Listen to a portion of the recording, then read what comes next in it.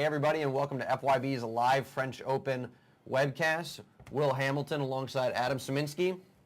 Obviously a lot to talk about today, but before we get to that, let me thank Championship Tennis Tours for sponsoring this webcast. There's a link to their website right below the player, and if you're going to go to any tennis tournaments, please get your tickets through them. If you're going to the U.S. Open, we are going to be there at a party they're putting on, so if you get some tickets to the U.S. Open through Championship Tennis Tours, you can come hang out with us.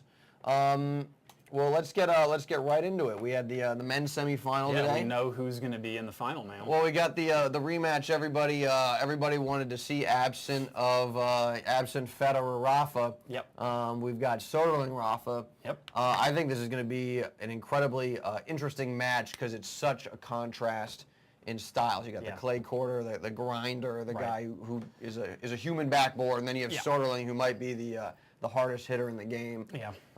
Big forehand, big backhand, big serve. And obviously Soderling coming off his win against Fed and his win against Rafa last year, it certainly sets up a lot of drama. Yeah, I think it'll be interesting. So before we get to that stuff, for those of you not in chat, please join in. All you have to do is enter in some text and you'll be prompted to sign in essentially. And we'll be giving some stuff away later in the webcast. Let me see what I want to give away today. Why don't we go an Andy Roddick autograph, valued at $100. Valued at $100. All right. And bringing out the big. If you win the price, it might go up. It'll increase in value. Right. So the very first thing that we got to mention about the final, before we get into the details about the match and whatnot, is that the final is obviously Sunday, and it's probably going to be 2 p.m. Well, it's 9 a.m. our time. Right, 9 a.m. Eastern Standard Time. Which is going to be... yeah, so if you're on the West Coast, that's 6 a.m. That's kind of rough, but what the heck. It'll be 2 p.m. France time. In France. We are going to be doing a live webcast like this, except that it is going to be live for the entire duration of the final. So starting at 9 a.m., you can tune to fuzzyyellowballs.com. We'll start a little bit earlier. Yeah, well, I mean, the webcast will be going a little bit before then because you and Ian Westerman of Essential Tennis will be doing some pre-match analysis, that kind of stuff. Adam will be lurking somewhere. I'll be lurking, as internet predators do. And so the larger point, though, is that you should definitely join in for the Australian Open final. We had pretty big crowd coming. I think about 3,500 people last year, watching. Last year for the Australian Open, and that was like 3:30 in the morning. 3:30 in the morning. A lot of people were watching, thousands of people. So it's a really fun event. Will and Ian certainly have a lot of insightful commentary. And the way that you do it, the way that it works is that we cannot show you the actual match that's going live on TV. We don't own the broadcast rights to it. And however, what you can do is take your laptop to the couch and turn on your laptop, go to fuzzyyellowballs.com, watch the webcast, and then watch the match on TV. And whether or not you want to mute the match on TV and just listen to Will and Ian or listen to both at the same time, totally up to you. But we're going to be on a slight delay, probably about a 3 to 5 second delay. 3 to 5 second delay on the webcast versus the live TV match. So, but it's a lot of fun.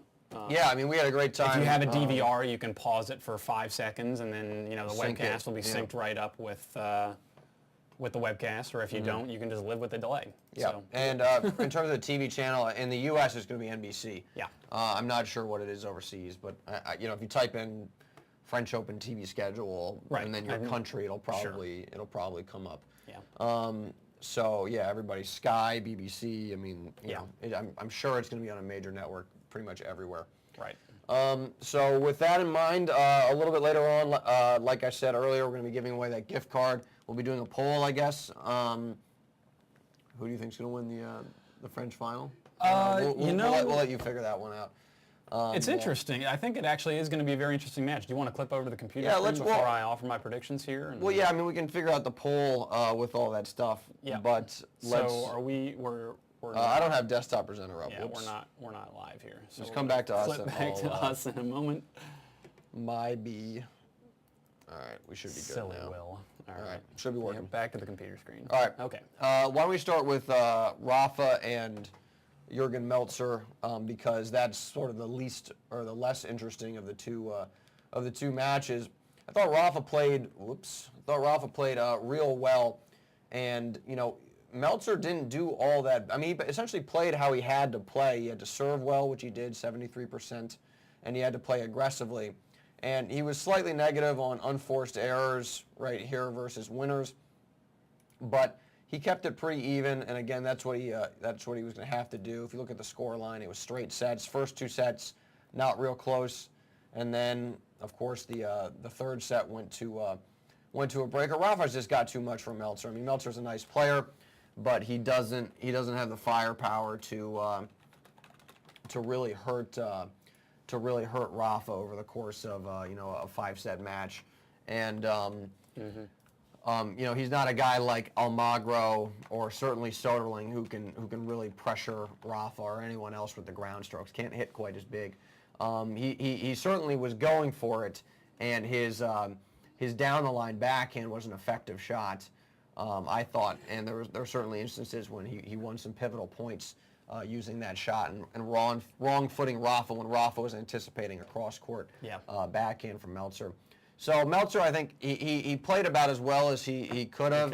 Yeah, but I mean, he looked tired at the end, and it's interesting. I mean, Rafa has not faced a legitimate challenger so far in this tournament. I mean, I think that might be a strong statement. Almagro's a really good player. Rafa's is better than him. But I'm not saying that people that Rafa faced are bad tennis players. But what I am saying is I believe Rafa has not lost a set this entire tournament. He hasn't even faced a set point. Mm-hmm. So I mean, he's steamrolled all the way to the final. So I mean, he certainly has not been. I would say tested in terms of the score. I certainly think he's been tested in terms of the physically caliber. Or mentally. Yeah, and in terms of the caliber of his opponent. I mean, particularly in that Almagro match, he had 2 breakers, and then 6-4 in the third. So Rafa's certainly come through. I think the one thing I wanted to touch on with this match today. We don't need to clip back, but that I think was, I don't know if I would say troublesome, but it was. Rafa lost focus in that third set. He was serving for the match, and he got broken at love, and he started laughing because he double faulted at love 40 to lose the game. Yeah. Very un-Rafa-like, and it was just a clear situation where he wasn't focused. He wasn't zeroed in, and I think that's something that McEnroe. To his credit, though, they did show a zoom in on his face where on the second serve that he double faulted, a bumblebee or something came within an inch of his eyes, and then after he missed the serve, he looked up. So it was pretty clear. That's true. The bumblebee hit him.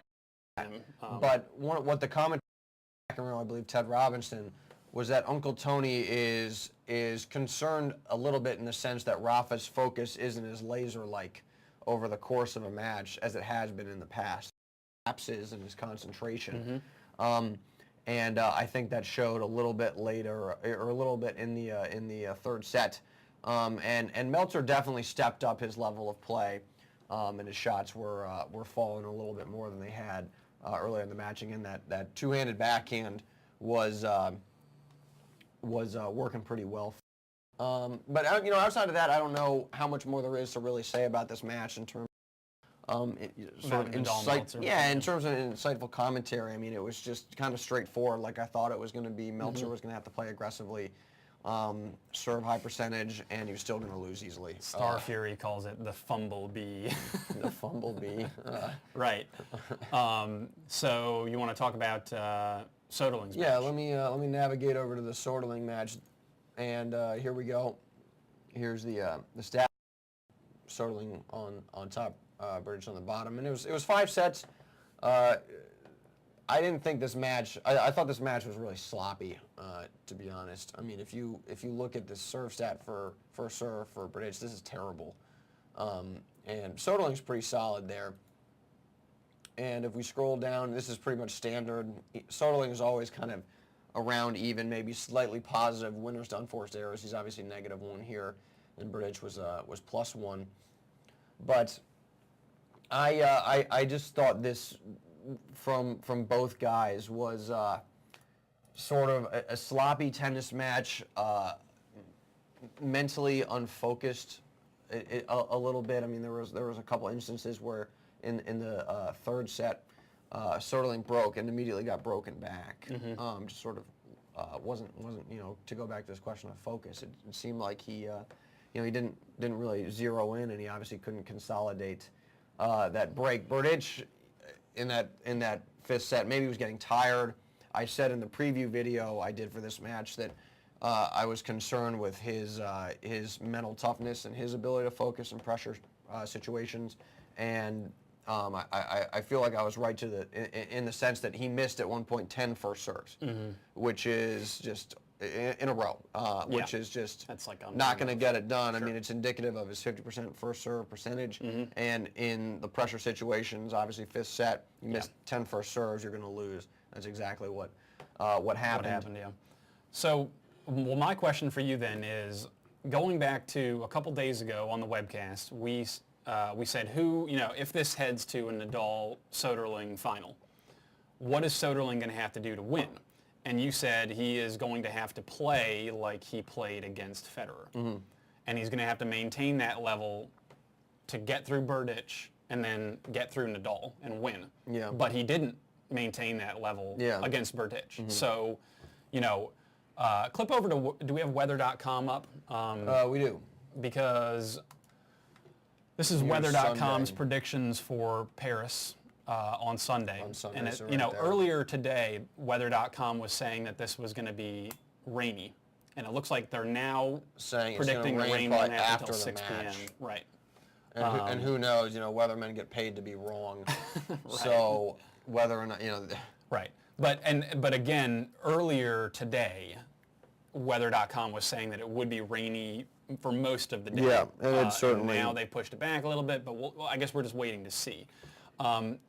So the conditions were faster against Berdych, and Soderling did not play as well. So what do you think this says about Soderling's chances against Nadal? Well, first of all, Berdych hits harder than Rafa in terms of his ball court. And if you listen to Soderling's press conference, he said, Berdych did a good job of taking away my time, and the court was faster. So Soderling wasn't able to set up and blast the ball like he was against Federer, who certainly hits hard, but the conditions that day really slowed the court down. I mean, the court was soaked. And Federer hits hard, but he doesn't hit anywhere near as hard as Soderling. I mean, I don't think Federer can blast the ball, but I'd say he doesn't consistently try and gun it like. And I think that Soderling was trying to go for everything on a lot of those shots. So which Federer doesn't typically do. Yeah, I mean, I think the storyline from today's match is that the type of ball that Berdych hits and the conditions certainly did not favor the type of game Soderling wanted to play. Yeah, I mean, if he plays, to go back to your question, if he plays like he did today, he's going to lose to Rafa. Okay. Rafa's going to beat him. I think Rafa's going to win the tournament. That's what I said before the tournament started. That was my prediction. But if the Soderling versus Federer shows up, if he plays as well as he did against Federer, I think he's got a legitimate shot to the point where I believe I said in the previous one he's actually going to win. Yeah. And I wouldn't be surprised if he plays that well, if he won. So you think there's about a 75% chance that Nadal takes it, and if Soderling can elevate, then he's got a good shot? I think a lot of it, to be honest, just depends on the weather. Yeah. I think the conditions on the ground. Of course, even if it is cloudy, that will still cause slower conditions than if it were sunny. So. Yeah, but it's not going to. But I think the main issue is the court itself. Is the court really eating up the pace of the tennis ball, and particularly with the type of ball Rafa hits with the trajectory and the heavy spin, the ball is going to hit and it's going to kick up real high, and it's not going to penetrate as much, and that's exactly what Soderling wants. Right. So that's I think what ultimately the match is going to come. It's not going to come down to it's too much to necessarily what Soderling wants to do. I think it just if the court is real slow, that's a legitimate shot, probably a very good shot of winning the tournament. But he has to be mentally tougher than he was in terms of his focus. I don't know if mental toughness is the right way to phrase it. He has to be more consistent and more focused for the entire match. In the couple sets that he lost, if you go back to the score, this is the Rafa scoreline. The second and third set where he lost, he really just went for a little while in terms of his focus and was missing a lot of balls, was missing returns, was missing serves, and it was just very poor from an execution standpoint. And if he has a lapse like that against Rafa, he's done. He can't have a single lapse like that. Right. He has to play flawless, from what is it, post to pole? Yeah. Is that the expression? Sure. For those of you who like horse racing. I think Soderling is somewhat confident. He's eliminated Roger Federer. He's already beaten Nadal at the French, and if the conditions slow down a bit for him, I think he's got to feel pretty good. Yeah, I mean, he certainly should come in feeling confident. I think he's going to. Matches like this today, if you are in the right state of mind, you should. You're not going to play really well all the time, and tennis players, if have a poor match but they find a way to win, that can build confidence. So, I mean, it can also, if you play poorly and you feel like one of your strokes is coming apart, then it can hurt your confidence. Sure. But I think a match like this, when you're in the semifinals of a major, if you can battle through and get through, that's gonna, at least for champions, that's gonna help your confidence.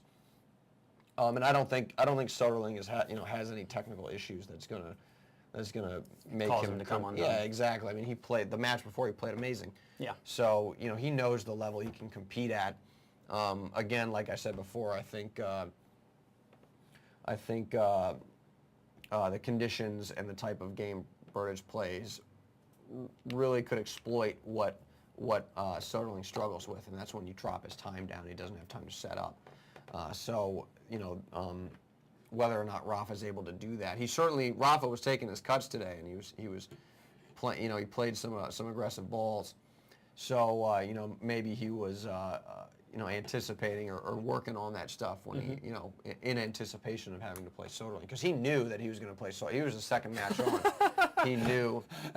Ace High England just joined the chat and says, "What have I missed?" And someone says, "Not much." Thanks. Sorry, we're not delivering All right. for you. Well, in that case, we're out. This is what I think of that joke. Really? Not much. Good one. Congratulations. You got me. Wow. All right. So on that note, let's see. In other news, I think, unsurprisingly, the Williams sisters won the women's doubles. Yeah, when they're locked in, they're. Yeah, let's hit on that. Let's talk about the women's. Let's talk about women's match. Let me do a quick. Sure, go ahead. Well, I was going to say we can talk. I mean, the only thing I actually didn't see the women's doubles match. I'm just unsurprising that it's unsurprising they actually steamrolled their opponents 6-2, 6-3. I think not surprising. Yeah, I mean they dominate doubles. Those two, with the serves and the returns. Sure. They're gonna win if they're playing well. Yeah. Let's talk about the Stosur Schiavone match. Actually, people are talking about my haircut. My barber is Italian, and Schiavone is not the correct pronunciation. Exactly how, because I was talking to him about it. So I can't remember exactly how he was pronouncing it, but Schiavone is a little off. Nice. But yeah, I think with this match, now Stosur are certainly the favorite. And, Schiavone has been playing real well. But I think Stosur, if she serves well and she hits big, is going to be, the match is going to be on her racket. I think, again, it comes down to sort of Stosur's ability to be on offense. One thing to look for, if we go over to the dry erase board real quick. Can you take over this for a second? I have to call real quick. Okay. One thing to look for, if we put Stosur up here, just put S for up here. Well, they're Stosur, whatever. Put Stosur up here. Stosur's probably going to play up in the court, and if you have Schiavone further back, Stosur's going to be in control of most of these points. Most clay court players like to stand a little bit further back and obviously grind it out. And I think this, look for this when you watch the match tomorrow, because Stosur, simply by where she stands on the court, is going to have an advantage over Schiavone. This is something that Rafa, if we talk about him real quick, has been working on. I mentioned this in a previous webcast. He's done a nicer job of transitioning forward than he has in the past. He's not as content to just hang out further behind the baseline and play a lot of D. He's gotten a lot better at transitioning forward because he knows he needs to capitalize on offensive opportunities. He can't just grind it out and expect to win against somebody like Soderling or Del Potro, they're gonna take huge cuts, and they're gonna keep him on defense if he just hangs out back here and tries to grind it out and wait for them to miss. If they're not missing, then this strategy is not gonna win. It's not gonna win you a match. So I think if we go back to the Stosur match, if she is attacking, she's playing up, she's gonna be in control. If she's she's gonna be in control. And I expect her to win that match. And we'll see what happens. We mentioned yesterday the pressure of being in your first final can play tricks on you. And both Stosur and Schiavone are going to be in their first final. So we'll see how the nerves play in there. But I think if Stosur serves well and hits big, then she's going to be in the driver's seat for most of that match. We'll touch briefly on the Rafa Soderling match in a second. I want to get some questions out of chat.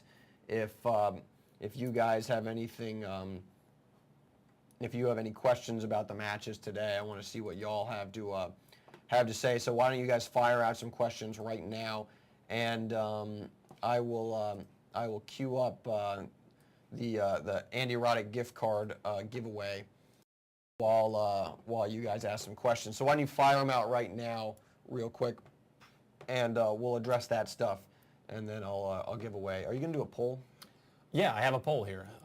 Let's go to that. Poll is running right now. Poll question is pretty obvious. Who's going to win it? Is it going to be Soderling or Nadal? So put your answers in there on the poll. Do I think, well, you guys answer this question. Do I think fatigue is going to be a factor for Soderling?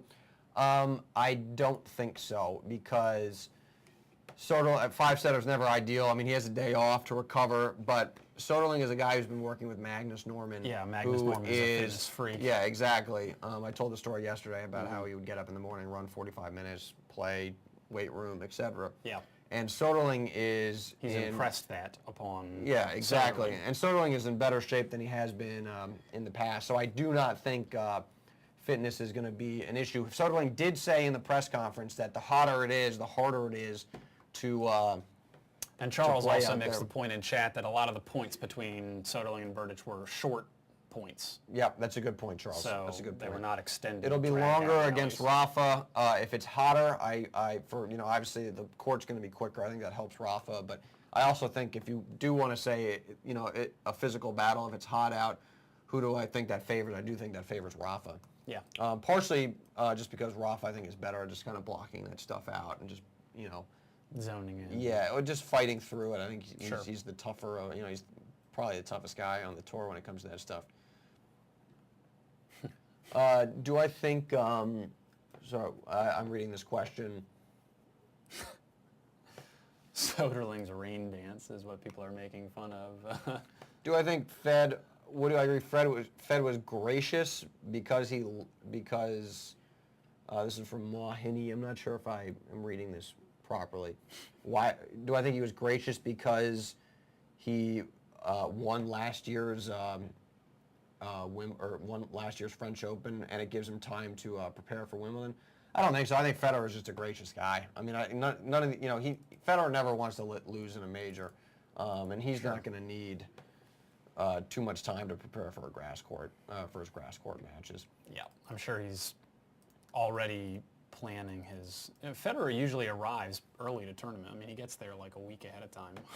He'll show up. I mean, yeah, obviously, Indian Wells, he was there real early. Yeah. to get acclimated, and the same will be true for, I'm not sure when Halle is over, if he plays it, if it ends, and then do they get a week off? I'm not 100% sure that the timeline of that. But he'll probably, he'll have a couple days off in between the start of Wimbledon, or the end of his last, tournament and the start of Wimbledon. The poll is pretty evenly split. Yeah, why don't you talk about the poll? 56% of you think that Nadal is going to win, and 44% think that Soderling is going to win. So Nadal's a slight favorite. Not an overwhelming favorite. Yeah, a couple more votes coming in, 57. shifting it a little more in Nadal's favor. But yeah, I don't know. I think Nadal's a pretty safe bet. I think Soderling will really have to elevate to take on Nadal. Well, I'm trying to come up with a question for this Andy Roddick gift card. And I'm not sure. I haven't thought of anything just yet. I'm going to let you do some Google Why do research. I have to come up with the question? Well, I'm going to answer these questions in chat. Do I also think losing early at the French gives better preparation for Wimby going deep for any player? I mean, it really just depends on the situation. If a guy's a grass court player, I don't know if that necessarily translates from clay to a grass court. I think with somebody like Roddick, he probably would want a couple more matches at the French just because he hasn't played in 6 weeks before that. So okay. I think it really just depends on the context of where all these guys are at. Some guys it might help, some guys it might hurt. To be honest, I don't think there's too much translation there. Interesting. All right, you got anything? I think I'm coming up on something. You're working on it. Well, let me field a few more questions from chat, and then we will wrap this thing up. And tomorrow, after the women's final, we'll obviously recap that. And then we'll spend a lot of time on Soderling, Rafa, and we'll talk about the specific tactics I think we'll see in that match.